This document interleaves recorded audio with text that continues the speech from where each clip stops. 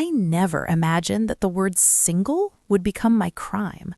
Not theft, not lies, not shameful secrets, just single. I was 32 when my parents decided I no longer belonged to them. Funny thing is, I was standing in the same living room where I had taken my first steps, learned to write my name, and cried when my childhood cat died. That house had always smelled like cardamom tea and old furniture polish. That day, it smelled like judgment. My mother didn't even ask me to sit.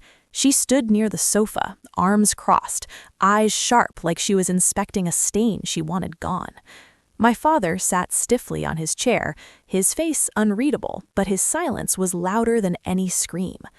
"So," my mother said, dragging the word out, "how long do you plan to stay like this?" "Like what?" I asked, already knowing the answer. "Single," she snapped. "Alone. Incomplete."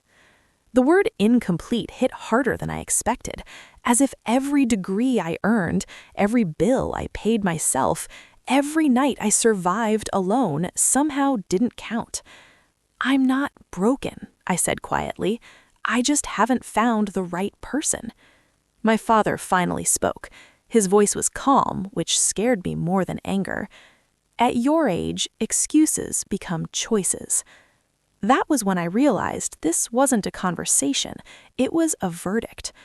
My younger brother leaned against the doorframe, pretending to scroll on his phone, but I saw the smirk he tried to hide. He had married at 24. My parents still talked about his wedding like it was a national achievement. My mother began listing things, neighbors whispering, relatives asking questions, invitations they avoided because people might ask about our daughter. I wasn't their child anymore. I was their embarrassment. Then she said it. "If you insist on living this life, don't expect us to support it." I laughed nervously. "Support? Hummy, I don't ask you for money. I live on my own." She shook her head. "Not money, our name, our respect." My father stood up. "From today, you are on your own. No family gatherings, no introductions, no inheritance. As far as society is concerned, we have one child." That sentence erased me. I felt something crack inside my chest, not loudly, not dramatically, but deeply, like a door closing somewhere I could never reach again.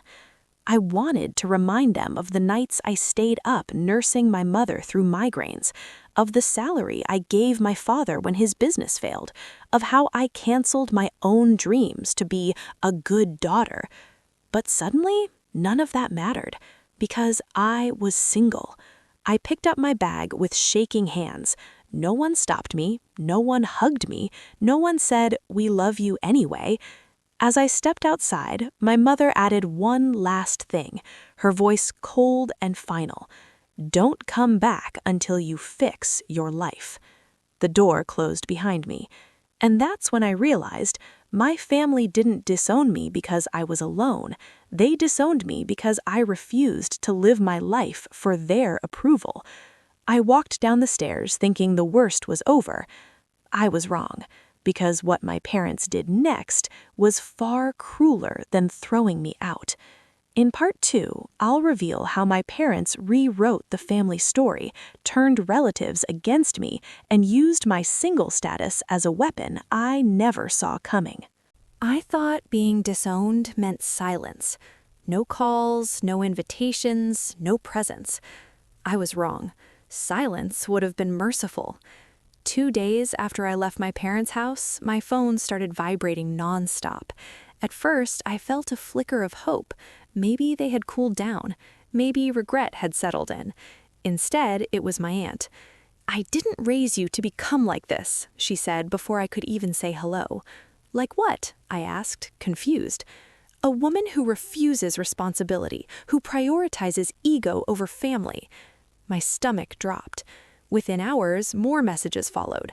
Cousins, old family friends, even a distant uncle who hadn't spoken to me in years suddenly found my number. They all sounded rehearsed. That's when I understood. My parents hadn't just cut me off, they had edited me out of the family narrative. According to their version, I wasn't single by circumstance, I was single by rebellion, a selfish woman who rejected good proposals, thought too highly of herself, and disrespected her parents' wishes. My mother had told people I chose my career over marriage. My father told others I was influenced by modern ideas. My brother? He told them I was too difficult to live with. No one asked for my side. Why would they? The story was already neat and believable. In our culture, a single woman past 30 didn't need proof to be guilty. What hurt the most wasn't the gossip. It was how easily they believed it. People who had eaten at my table, people who had praised my manners, my kindness, my patience. All of that vanished because my parents said she chose to walk away.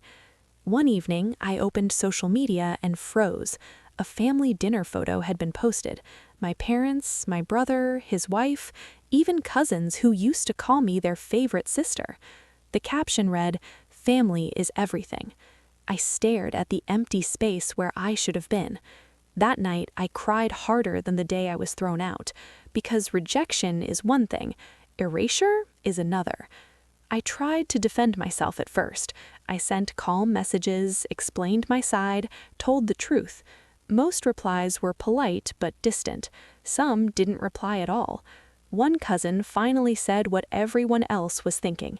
"If your parents did this, you must have pushed them too far." That's when I stopped explaining, because no matter what I said, I was already labeled single, stubborn, disobedient. I went from being the responsible daughter to the warning example. Even worse, my parents didn't just isolate me emotionally, they began cutting me off practically. My name was removed from family accounts, my emergency contact was changed, documents I didn't even know existed were suddenly updated. It was like they were preparing for a future where I had never existed. And yet, the cruelest moment came unexpectedly. A week later, my brother called. Not to check in on me, not to apologize. He laughed lightly and said, "You know, if you had just agreed to one proposal, none of this would have happened." That's when it hit me. This wasn't about marriage. This was about control. And my refusal had threatened more than tradition. It had threatened something they were desperate to hide. Because the next thing my brother accidentally revealed changed everything I thought I knew about my family. In part 3, I'll uncover the secret my parents buried for years and why my being single was never the real problem. My brother's words didn't sound accidental.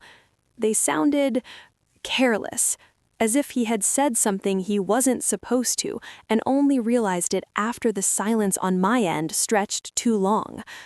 "What do you mean?" I asked slowly. "Threatened what?" He cleared his throat. "Nothing, forget it." But once a crack appears, you can't unsee it. That night, I replayed everything in my head. The sudden rage, the urgency, the way my parents didn't just want me married, they wanted me settled, silenced, locked into a life they could point to. It wasn't love, it was fear. I started digging, not because I wanted revenge, but because I needed to understand why my existence as a single woman terrified them so much. I remembered something odd from years ago, how my parents had once rejected a proposal without even telling me. The man was wealthy, well-educated, and from a respectable family. Back then, my mother had said, something felt off. Now I wondered, off for whom? I called an old family acquaintance, someone who had always spoken honestly to me. At first, she hesitated.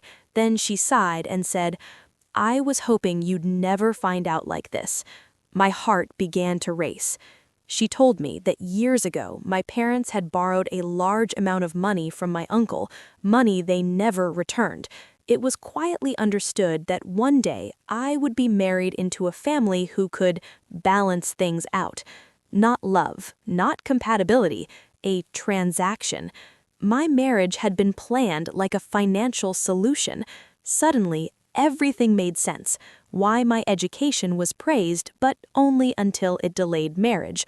Why my independence was admired, but only as long as it didn't threaten their plans. Why my single status wasn't just disappointing, it was dangerous. Because the longer I stayed single, the more control I had over my own choices. And control was the one thing they couldn't afford me to have. The truth hit me like cold water.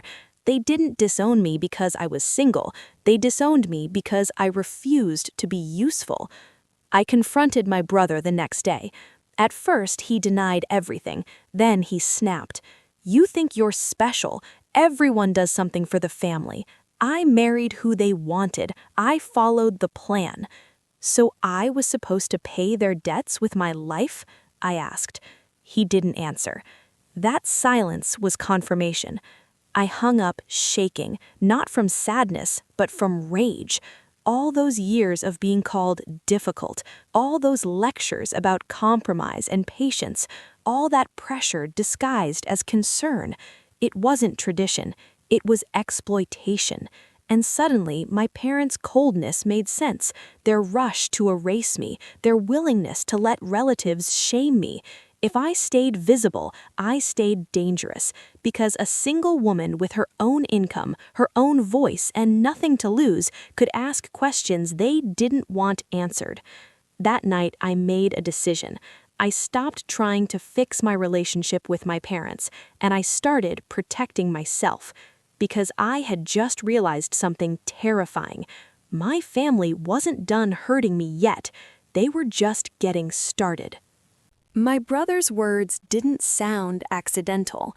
They sounded careless, as if he had said something he wasn't supposed to and only realized it after the silence on my end stretched too long. "What do you mean?" I asked slowly.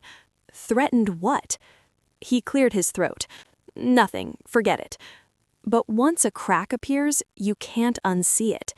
That night, I replayed everything in my head, the sudden rage, the urgency, the way my parents didn't just want me married, they wanted me settled, silenced, locked into a life they could point to. It wasn't love, it was fear. I started digging, not because I wanted revenge, but because I needed to understand why my existence as a single woman terrified them so much. I remembered something odd from years ago, how my parents had once rejected a proposal without even telling me. The man was wealthy, well-educated, and from a respectable family. Back then, my mother had said, something felt off. Now I wondered, off for whom? I called an old family acquaintance, someone who had always spoken honestly to me. At first, she hesitated. Then she sighed and said, "I was hoping you'd never find out like this." My heart began to race. She told me that years ago, my parents had borrowed a large amount of money from my uncle, money they never returned. It was quietly understood that one day I would be married into a family who could balance things out. Not love, not compatibility, a transaction. My marriage had been planned like a financial solution. Suddenly, everything made sense. Why my education was praised, but only until it delayed marriage. Why my independence was admired, but only as long as it didn't threaten their plans. Why my single status wasn't just disappointing, it was dangerous. Because the longer I stayed single, the more control I had over my own choices. And control was the one thing they couldn't afford me to have. The truth hit me like cold water. They didn't disown me because I was single. They disowned me because I refused to be useful. I confronted my brother the next day. At first, he denied everything. Then he snapped. "You think you're special. Everyone does something for the family. I married who they wanted. I followed the plan." "So I was supposed to pay their debts with my life?" I asked. He didn't answer. That silence was confirmation. I hung up shaking, not from sadness, but from rage. All those years of being called difficult, all those lectures about compromise and patience, all that pressure disguised as concern. It wasn't tradition, It was exploitation. And suddenly, my parents' coldness made sense, their rush to erase me, their willingness to let relatives shame me. If I stayed visible, I stayed dangerous, because a single woman with her own income, her own voice, and nothing to lose could ask questions they didn't want answered. That night, I made a decision. I stopped trying to fix my relationship with my parents, and I started protecting myself. Because I had just realized something terrifying. My family wasn't done hurting me yet. They were just getting started. Once you stop begging to be loved, you start seeing things clearly. I wish I could say I felt free after learning the truth. I didn't. I felt watched, like a problem my parents hadn't finished solving. 2 weeks after my confrontation with my brother, I found out what they were planning next. It started with a letter. Not a message, not a call, a legal notice. I stood in my small apartment, holding an envelope stamped with a lawyer's seal, my name typed neatly like I was a stranger, not a daughter. My hands shook as I read it. My parents had filed an affidavit declaring they had no financial or legal responsibility toward me and that I had no claim over any current or future family assets. What stunned me wasn't the disinheritance, it was the reason stated. Voluntary abandonment of family values. They had turned my single status into a legal defect. I laughed out loud, one of those laughs that sounds like it might turn into screaming if you let it go too long. They weren't protecting themselves, they were punishing me. But that wasn't the worst part. 3 days later, my employer called me into her office. She looked uncomfortable. "Your mother came by," she said carefully. She was concerned. Concerned. My mother had told my workplace that I was emotionally unstable, under family stress, and making impulsive life choices. She hinted that I might be unreliable. I felt sick. They weren't just cutting me off anymore. They were trying to undermine my independence. I realized then that this was their last leverage. If they couldn't control me through marriage, they'd control me through fear, financial, professional, social. I confronted them that evening, not in person, in writing. For the first time, I didn't apologize. I stated facts, dates, conversations, financial details. I told them I knew about the debt, about the planned proposal, about the narrative they sold to relatives. Their response came quickly. My father wrote, "You have crossed a line. Do not contact us again." My mother added, "We raised you. We can destroy your reputation just as easily." That sentence ended something inside me. Not my love for them, but my loyalty. I consulted a lawyer the next day.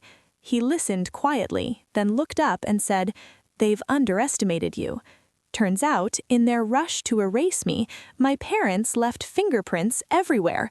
Messages, witnesses, financial records tied to my name without my consent. For years, they used my credit history as a reference, my stability as a guarantee. They called it family. Legally, it was something else. For the first time since all this began, I felt the balance shift. I wasn't a helpless daughter anymore. I was a woman with proof. But what my parents didn't know, what they couldn't imagine, was that my next move wouldn't just protect me, it would expose them. And when the truth finally came out, they wouldn't just lose control of me, they'd lose the respect they'd built their entire lives on. I take a step that shocks my entire family and forces the truth into the open where no one can ignore it. There's a moment in every betrayal where silence stops protecting anyone. That moment came when my lawyer said one simple sentence: "You don't need revenge, you need visibility."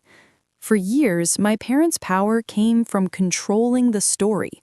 Who knew what, who stayed quiet, who played their assigned role. I decided I was done playing. I didn't post accusations, I didn't rant, I told the truth, carefully, calmly, and publicly. It started with a family gathering announcement in our extended relatives group chat, a message from my father inviting everyone to celebrate my cousin's engagement. I replied before I could overthink it. I won't be attending. I've been formally disowned for being single. I'm sharing this so no one assumes absence equals disrespect. The chat went silent. Then the questions started. My parents called me immediately. I didn't answer. Instead, I shared screenshots, legal notices, messages from my workplace incident. Nothing emotional, just facts. I didn't accuse, I documented. Within hours, whispers turned into conversations. People who had judged me suddenly realized how much had been hidden behind polite smiles. My parents tried damage control. My mother called relatives crying. My brother claimed I was exaggerating. But something had shifted, because the story no longer came from them. A week later, my uncle, the one who lent them the money, called me. "I didn't know they planned to use you like that," he said quietly. "I never agreed to this." That conversation changed everything. He demanded repayment, publicly. My parents couldn't deflect anymore. Their authority cracked. Their image, so carefully polished, started to fracture. And suddenly, I wasn't the problem child. I was the proof. Relatives who had avoided me now called to check in. Some apologized, some justified themselves. I accepted neither fully, because accountability doesn't come with excuses. But exposure has a price. My parents showed up at my apartment one evening, unannounced. My mother looked smaller than I remembered. My father looked tired, angry, but tired. "You humiliated us," my father said. I opened the door wider and replied, "You erased me first." My mother cried. She said they were scared, that society is cruel, that they only wanted security. I listened, truly. Then I said, "You chose your fear over your daughter." They had no answer. They left without resolution. That night, I sat alone, wondering if I had gone too far. Then my phone buzzed, a message from my boss. "I'm proud of how you handled everything. Your position here is secure." I exhaled for the first time in weeks. I hadn't destroyed my family. I had survived them.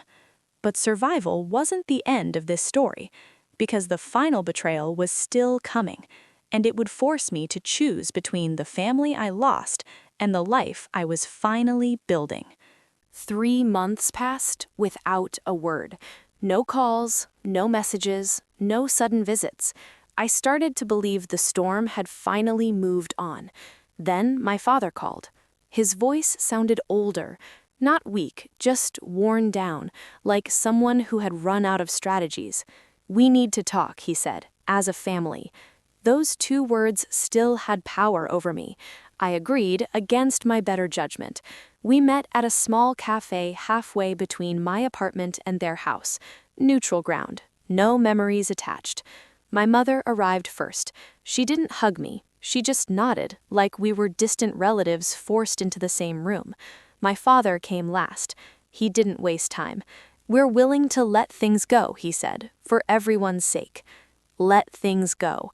As if disowning me, threatening my career, and erasing my existence were minor misunderstandings. My mother leaned forward. We said harsh things. We were emotional. I waited. Because apologies that come quickly usually come with strings. My father cleared his throat. "There is a proposal from a respectable family. The man knows your situation." There it was, the price of forgiveness. "He's divorced," my mother added softly. "This way, people will talk less." I stared at them, stunned, not by the proposal, but the calculation behind it. "So this is it?" I asked. "Marriage in exchange for belonging?" My father bristled. "Don't dramatize it. We are offering you a way back." Back where? To conditional love? To borrowed respect? To a life negotiated behind my back? I realized something then. They weren't sorry. They were cornered. Their reputation had cracks. Their authority wasn't absolute anymore. Relatives had started questioning them, and they needed me to fix it. Again. If I say no, I asked quietly. My mother's lips trembled. Then we can't protect you anymore. Protect me from what? From gossip? From judgment? I smiled sadly. You were never protecting me, you were protecting yourselves. The silence stretched. My father finally said, "You're making a mistake." Maybe, but it would be my mistake. I stood up. I won't marry to be forgiven. My mother reached for my hand, desperate now. We're still your parents. I pulled my hand back gently. Then love me like it. They left without another word. I walked home feeling strangely light and deeply afraid, because I knew what I had just done. I had closed the last door, and people don't always react well when you refuse their final offer of control. That night, my brother messaged me. "They're done with you, completely." I stared at the screen, waiting for the pain to come. It didn't. What came instead was clarity. If this was the cost of being myself, I would pay it. But I didn't yet know what my parents' final move would be, and when it came, it would test everything I believed about family, forgiveness, and freedom. My parents' final move wasn't loud. There were no threats, no dramatic confrontations, just silence. Deliberate, permanent silence. They blocked my number, removed me from every remaining family group, returned unopened letters I had sent, marked wrong address. That was how I learned something important. Disowning someone doesn't always look like anger. Sometimes it looks like pretending they never existed. At first, I waited for the pain. Everyone had warned me it would come crashing down, that loneliness would swallow me whole, that regret would chase me back. Instead, something else happened. Life continued. I woke up without knots in my stomach. I made decisions without imagining my parents' reactions.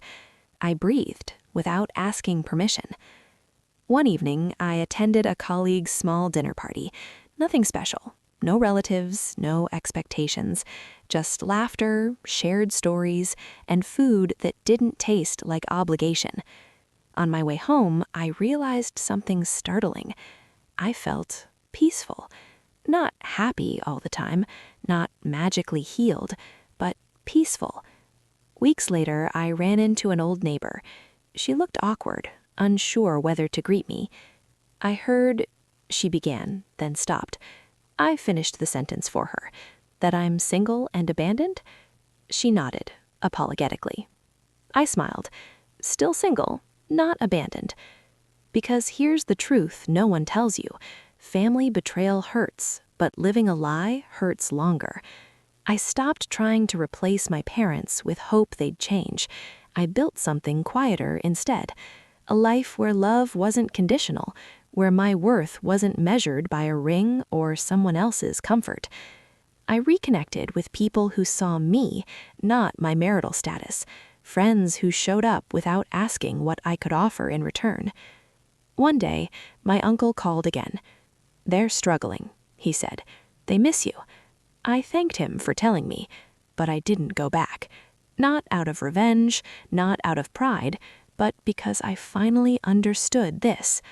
Love that requires self-erasure is not love. Belonging that demands obedience is not belonging. Months later, I passed my parents' house while visiting the area for work. The lights were on, the curtains drawn. For a moment, I imagined knocking. Then I imagined shrinking again. I kept walking. I am still single, and I am whole. If my parents ever choose to know me, not the version they designed, not the role they assigned, but me, the door will be open. But I will never again beg to be claimed by people who only loved me when I was useful. Because losing my family didn't make me empty. It taught me who I am without their approval. And that woman, she is finally free.